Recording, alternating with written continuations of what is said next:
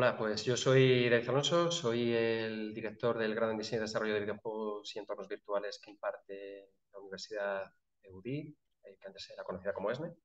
Yo soy Rubén Buren, Rubén Cantos Leal, profesor de guión y estructuras dramáticas de varios grados, pero bueno, de videojuegos y cine de animación en ESNE UDIT. Bueno, pues esta ponencia habla sobre precisamente lo que refleja el título, el uso de la inteligencia artificial en el proceso de diseño del habla y el lenguaje de un personaje de videojuegos. Y ahora lo iremos describiendo, pero el contexto del experimento se basa en una investigación que inicia aquí Rubén Buren y donde se ha probado y se ha testado con distintos estudiantes de grado. Lo primero, tiene sentido que conozcamos, para empezar, qué es ChatGPT. ChatGPT es una tecnología que desarrolla la empresa OpenAI y que tiene origen, o sus primeros estudios se realizan en 2018. De hecho, hay un paper que describe este origen, el de Improving Language Understanding by Generative Pre-Training, y precisamente las siglas de GPT, pues como aquí aparece, pues significa eso, Generative Pre-Training Transformer. O sea, básicamente son tecnologías o se investiga una cosa que es bastante novedosa y que hasta ahora no se había utilizado, que es utilizar las inteligencias artificiales de forma generativa. Es decir, van a crear distintos elementos. Y esto derivará en distintas herramientas que crearán gráficos o que crearán textos, ¿vale? Y todo eso a partir, ya digo, de una inteligencia artificial. Tienen distintas evoluciones, el GPT-2 en 2019 o el GPT-3 en 2020, donde se van mejorando estas herramientas fundamentalmente para ajustar mejor lo que es el input que recibe y el output que ofrece, ¿no? Y que ese output pues sea mucho más ajustado a lo que el usuario está buscando. Ese es un poco el origen, dentro de, ya digo, de esa tecnología de ChatGPT, que concretamente es un modelo de lenguaje basado en esa arquitectura Transformer y que tiene un aprendizaje automático, es decir, está programado para ir aprendiendo por el proceso más de forma automática, aunque no solo de forma automática, también tiene procesos de aprendizaje dirigido, donde hay seres humanos que van validando las respuestas que va dando, ¿no? Básicamente este modelo, y explicado de forma, no nos vamos a meter en tecnicismos, y explicado más o menos de forma coloquial, lo que es inicialmente es alimentado con muchísimos datos de internet, de libros, de diálogos de películas, de un montón de información en distintos lenguajes. Primero se le alimenta con eso y luego se utilizan técnicas de deep learning, concretamente una que es el concepto de aprendizaje por refuerzo para mejorar lo que es el rendimiento de este modelo. ¿En qué consiste este aprendizaje por refuerzo? Concretamente el que está utilizado en ChatGPT. Bueno, pues básicamente se basa en un sistema de recompensas, donde si la respuesta es más ajustada, pues el modelo obtiene una mayor recompensa. Si es menos ajustada, pues obtiene una recompensa menor.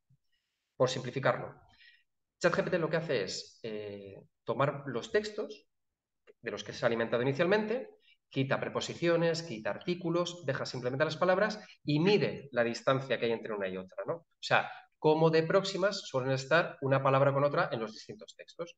Y con eso va haciendo una especie de estadística donde es más probable que cuando estemos en un determinado contexto y me hables de esta palabra o yo tengo que utilizar esta palabra, las que vienen a continuación sean estas, ¿vale?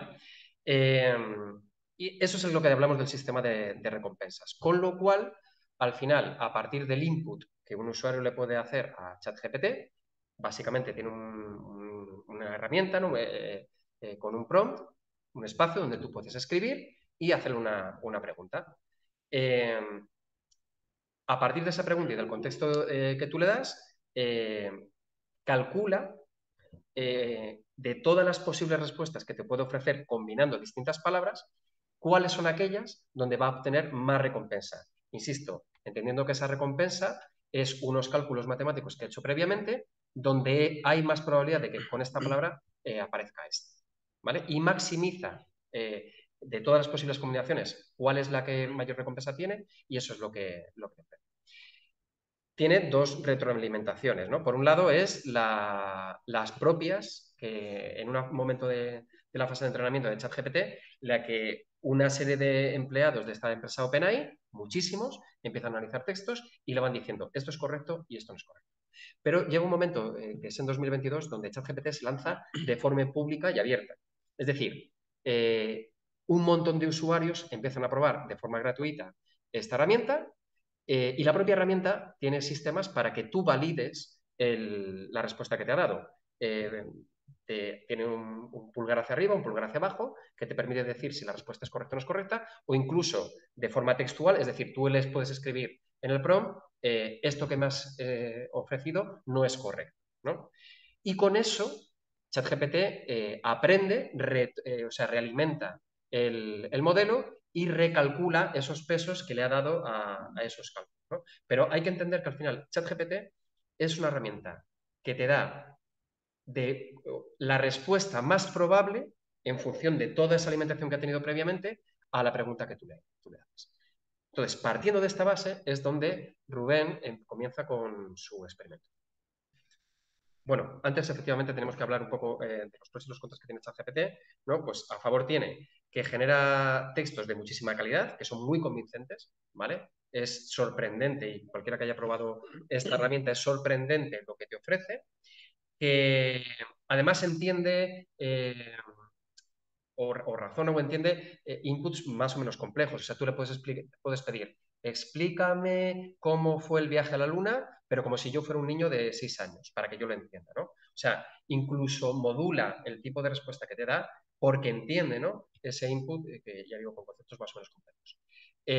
Los textos que genera pueden ser de gran longitud y además se pueden escalar tareas. Y eso luego reflexionaremos sobre ello, pues cómo se pueden dimensionar, ¿no? O cómo empezar a trabajar con el lienzo en blanco, pues es una barrera que te quita, ¿no? Porque ya ChatGPT te ofrece mucho y si tú tienes cierto conocimiento, pues luego puedes avanzar ahí. En contra, pues que cuáles son los datos con los que han sido entrenados, ¿no? Porque Internet, todos lo sabemos, tiene muchísima información, no toda la información que tiene Internet es veraz, eh, y además, pues las respuestas que ofrece ChatGPT, tú las lees, están muy bien construidas, son muy plausibles, pero no tenemos la seguridad de que sean correctas. Y ese es un problema y ese es el contexto con el que debes trabajar con ChatGPT. Pues a partir de ahí, y ahora sí, le paso la palabra a Rubén para que explique su experiencia. Sí, lo que hemos hecho con el ChatGPT es probarlo en ejercicios de guión. En la propuesta de mi tesis doctoral, una de las partes de la tesis era la creación de diseño de personaje de videojuegos a través de una tabla construida en base a una investigación que tuve durante varios años y le hemos puesto a prueba, sobre todo en el habla y el lenguaje, cómo se puede caracterizar a los personajes a través del habla y el lenguaje. Guión de videojuegos es guión audiovisual, guión ficcional, tiene que ver con un montón de elementos desde la novela, el teatro, el cine, lo interactivo, etcétera, con lo cual entendíamos que era un caldo de cultivo interesante para que el diseño del personaje se pudiera extrapolar a bastantes otras artes o otras ciencias del conocimiento, incluso relacionadas con la psicología, ¿no? ¿Qué hemos tenido? Problemas de mecanización general con los alumnos. Los alumnos tienden a hacer personajes muy pequeños en torno al género del videojuego.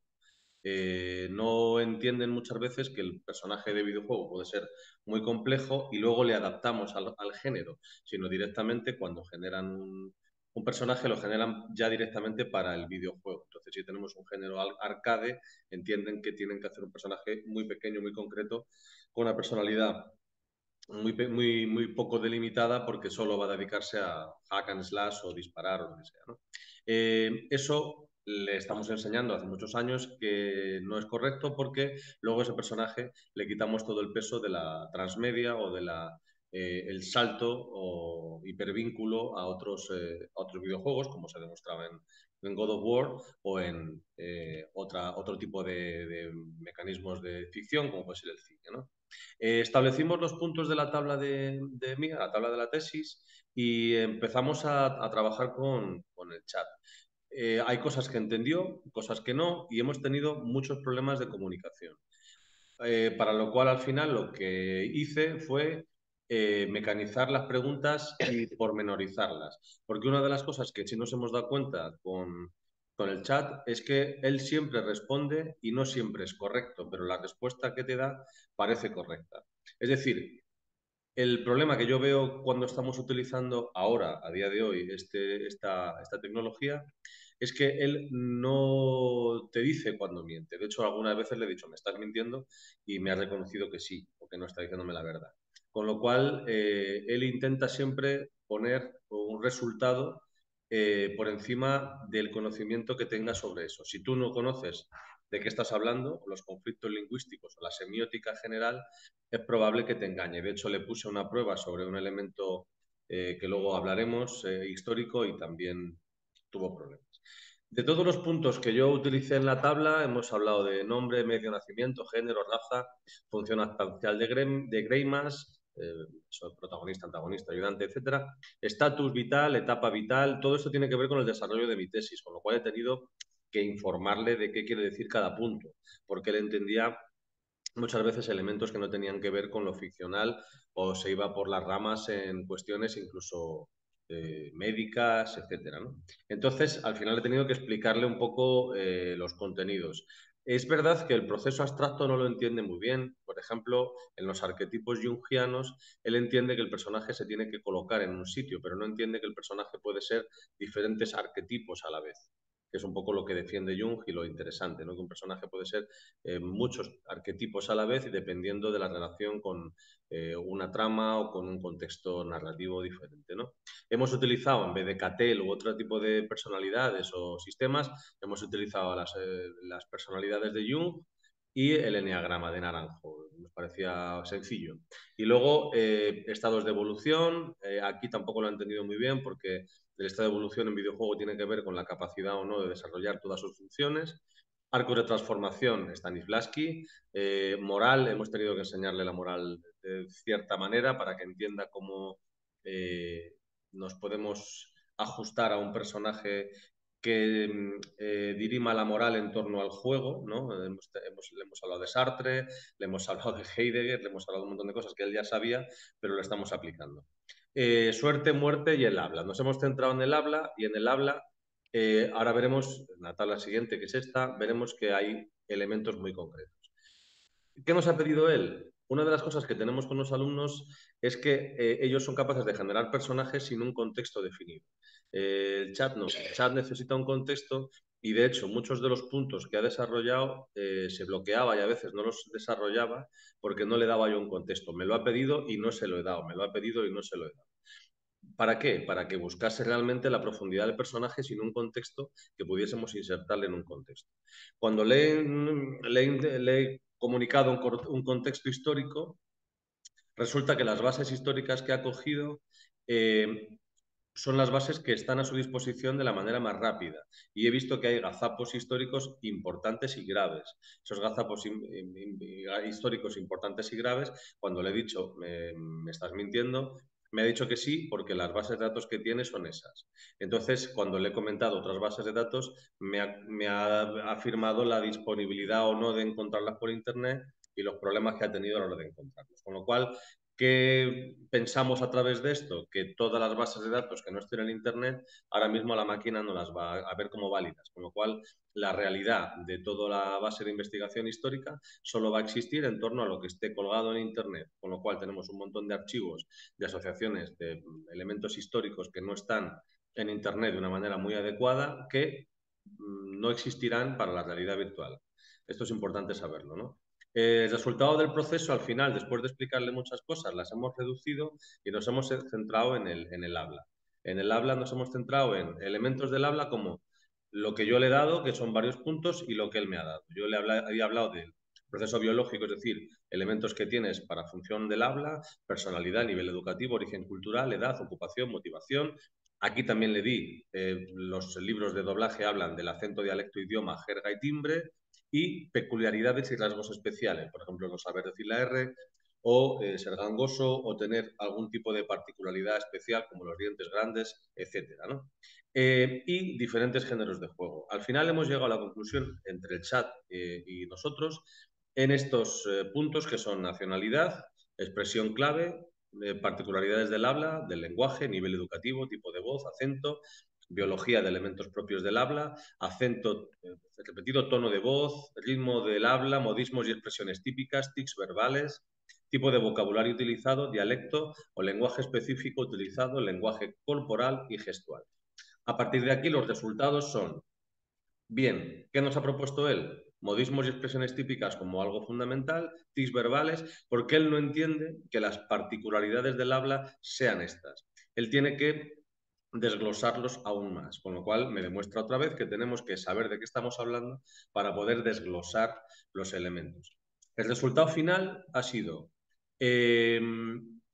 si tenemos un estudio previo y hay un experto en cierto elemento de estudio, el chat GPT te puede ayudar como base para comenzar, como decíamos, el lienzo, el blanco, para comenzar un estudio, para comenzar a una estructura de estudio. Pero actualmente no tiene una base teórica abstracta suficientemente profunda como para sustituir, por ejemplo, el pensamiento abstracto ni siquiera de un alumno de segundo de grado de videojuegos. Con lo cual, habría que enseñarle al chat el aprendizaje de elementos abstractos, la generación de elementos abstractos, no funcionales. Todas sus respuestas tienen que ver con la capacidad que tiene de agradarte. Él siempre quiere agradarte en la respuesta y eso le evita muchas veces construir cosas que funcionalmente no sean válidas, cuando sabemos que la mayoría de los personajes tienen elementos que no son válidos. Una de las particularidades de los personajes que tienen elementos que disturban o cambian o impiden la ejecución de sus labores normales, ¿no? Más o menos va por aquí el aprendizaje, para no irnos mucho de tiempo. Sí, bueno, fundamentalmente, y aquí sí que podemos reflexionar un poco sobre las ventajas, los inconvenientes o las conclusiones que hemos obtenido de este estudio, es que lo que está claro es que la aparición de estas inteligencias artificiales generativas es una auténtica revolución, ¿vale? Y va a transformar absolutamente todos los procesos creativos y, por ende, en un contexto como es la universidad, donde precisamente se enseña a creadores, ¿no? Pues, diseñadores gráficos, diseñadores de videojuegos, desde luego que lo va a cambiar. Pero con un poco lo que se entiende es que evidentemente no sustituye al conocimiento, o sea, el conocimiento lo sigues teniendo que tener. Por eso que decíamos antes, lo que te ofrece una herramienta como ChatGPT es plausible, pero puede no ser real. Tienes que tener el conocimiento como para distinguir lo que es real de lo que no es real. Eso por un lado. Y segundo, procesos como los que ha hecho Rubén, donde sistematiza, trocea, ordena, crea una receta de cómo generar pues las características del habla, ¿no? Que definen un personaje, en este caso de videojuegos. Pues eso es un instrumento fundamental y muy útil que te permite interactuar con esta herramienta de ChatGPT, insisto, de una forma organizada, ordenada, que conociendo sus pros y los contras, desde luego te ofrece resultados en un tiempo, pues yo que sé, 5 veces menor o 10 veces menor de lo que lo harías si no dispusieras de esta herramienta, ¿no? Y de hecho yo ya lo estoy implementando, David y yo lo hemos implementado ya en cuarto de diseño narrativo de videojuegos, lo estamos implementando en las clases y en las siguientes prácticas, ya a partir de estas prácticas que estamos haciendo, ya le estamos a los chavales como obligando, entre comillas, a que utilicen el chat GPT y que analicen el resultado que les da y lo autocritiquen, es decir, que hagan una reconstrucción de lo que les da la inteligencia artificial y cómo la habrían hecho ellos. Y los resultados son, para ellos hay mucho proceso de trabajo que era muy tedioso y ese proceso es muy fácil. Yo lo compararía a la cámara oscura de la pintura, ¿no? De Velázquez, cuando conseguían quitarse el dibujo, ¿no? De todos los modelos. Pues esto es igual, o sea, te hace un boceto previo sobre el que puedes trabajar y que te quita muchas horas de trabajo, muchas horas. Y luego ya, bueno, por último concluir simplemente que estamos aún lejos, ¿no? Y que estos grandes avances, que desde luego ha sido una revolución, y ha sido una revolución de este año pasado, no están apuntando a que vaya a existir, ni en el corto ni en el medio plazo, una inteligencia artificial real autoconsciente, ¿no? No es inteligente, está programada para parecer inteligente, ¿vale? Pero no estamos, ni hay datos que apunten a que esta inteligencia sea consciente. Pero sí que es cierto que con procesos como el que hemos hecho nosotros, donde le vemos las carencias que puede tener, la máquina aprende. Y probablemente en el futuro los resultados que ofrezca sean cada vez más ajustados a lo que se espera. Sí, yo creo que cada vez que hemos hecho el experimento, o sea, cada vez que ha aprendido la máquina, le he vuelto a hacer el experimento con ella y lo ha hecho mejor. O sea que en 10 años no sé dónde podemos estar. Eso es. Lo que habría que pensar es que es la inteligencia y si todos utilizamos una inteligencia más o menos abstracta todos los días, ¿no? Bueno, pues muchas gracias por su atención. Gracias.